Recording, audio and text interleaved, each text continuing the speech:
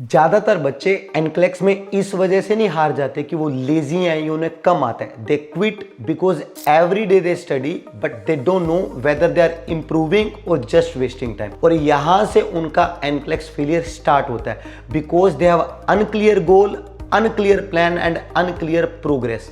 Hello everyone, welcome to my channel. ऐसा क्यों होता है जो स्टूडेंट बड़े शौक से एनक्लेक्स की प्रिपरेशन स्टार्ट करता है बट थोड़े टाइम में ही थक जाता है, बोर हो जाता है या फिर क्विट करने लगता है।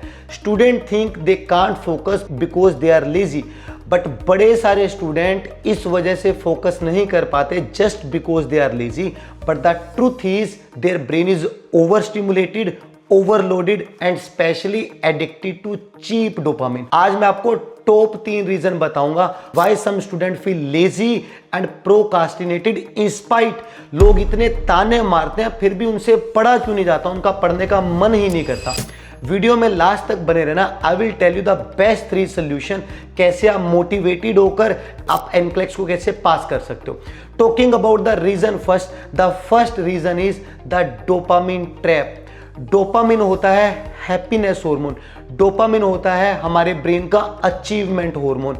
आपके ब्रेन को डोपामिन चाहिए to feel good any how.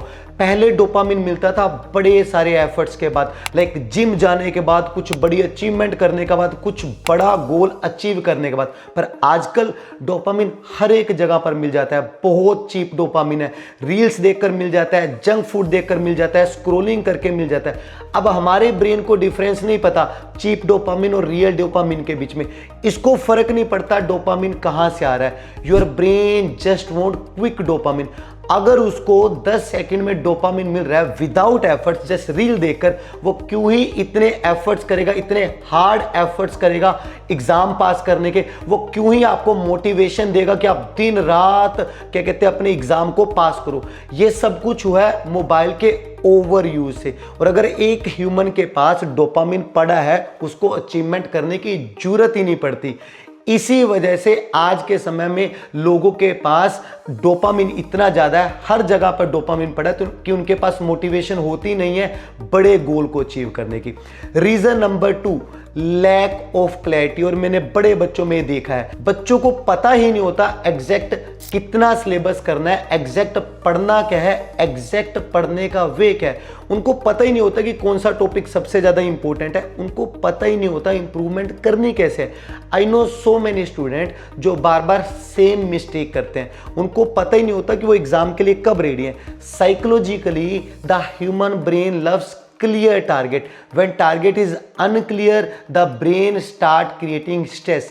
अब अगर किसी को पता ही नहीं होगा, स्टूडेंट को पता ही नहीं होगा कि मंजिल कितनी दूर है या फिर किस रास्ते से जाकर मंजिल मिलेगी, थोड़ी सी डीमोटिवेशन, थोड़ी सी नेगेटिविटी उन्हें क्विट करवा देती है। एंड दे ऑफन से यार हमारे तो बस का ही नहीं है। इसी वजह से मैं अपने स्टूडेंट्स को एग्जैक्टली बताता हूं उनको क्वेश्चन कौन से करने हैं, कहां से करने हैं। मैं एग्जैक्टली उनको एनक्लेक्स स्टाइल फोकस टॉपिक पढ़ाता हूं rather than just book reading.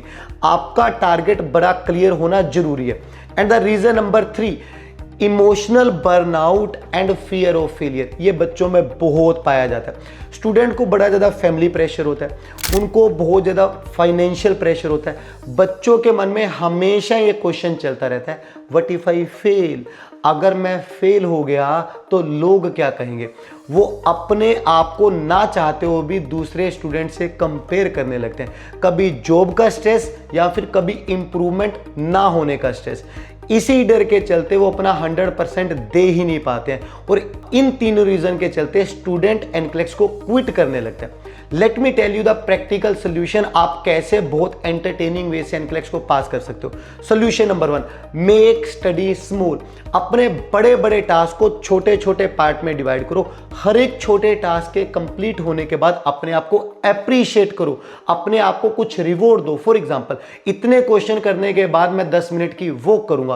Do not से I will study adult health, brain डर जाता है। से I will do 30 to 40 cardiac question and review wrong one.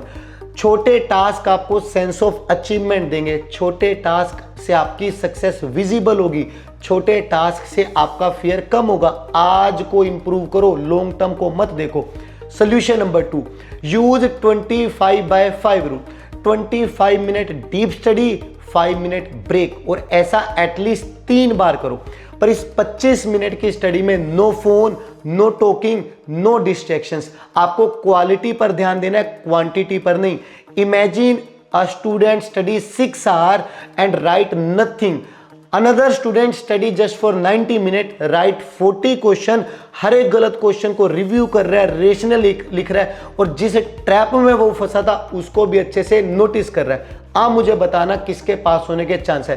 Quality पर काम करो, क्वांटिटी पर नहीं। Solution number 3, make your study entertaining and growth visible.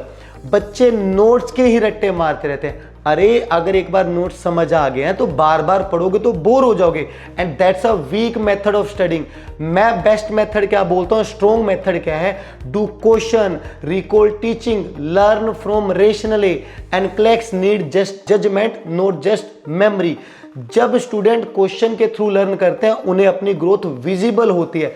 मैं अपने स्टूडेंट को इसी यूनिक तरीके से पढ़ाता हूं ताकि वो एंटरटेन होकर सीख सके, ताकि वो बोर ना फील कर सके। सो अगर आपको लेजी फील हो रहा है, डीमोटिवेटेड फील हो रहा है एनक्लेक्स की प्रिपरेशन के दौरान, आस्क योरसेल्फ, क्या मेरा ब्रेन को चीप डोपामिन तो नहीं मिल रहा? Ask yourself, is my target, is my task is clear, मेरी प्रोग्रेस विजिबल तो है ना? Remember, you are not just lazy, you are untrained, and training can change everything. और अगर आप चाहते हो कि आपको एक फोकस माइंड सेटअप के साथ पढ़ाया जाए, आपके ब्रेन को ट्रेन किया जाए, and you need expert advice, यहां पर दिए हुए व्हाट्सएप नंबर पर कॉन्टैक्ट कर सकते हो। I will teach you with full focus, I will teach you with full easiest वे, ताकि आपके ब्रेन को क्लियर टारगेट हो, आपके ब्रेन को एग्जैक्टली पता हो उसको करना क्या है। एंड ये मेरा प्रोमिस है, you will definitely pass the NCLEX. In 3 solutions को आपने यूज करना है सो दैट आप फुली मोटिवेटेड होकर अपनी एनक्लेक्स की जर्नी को सक्सेसफुली अचीव कर पाओ। थैंक्स।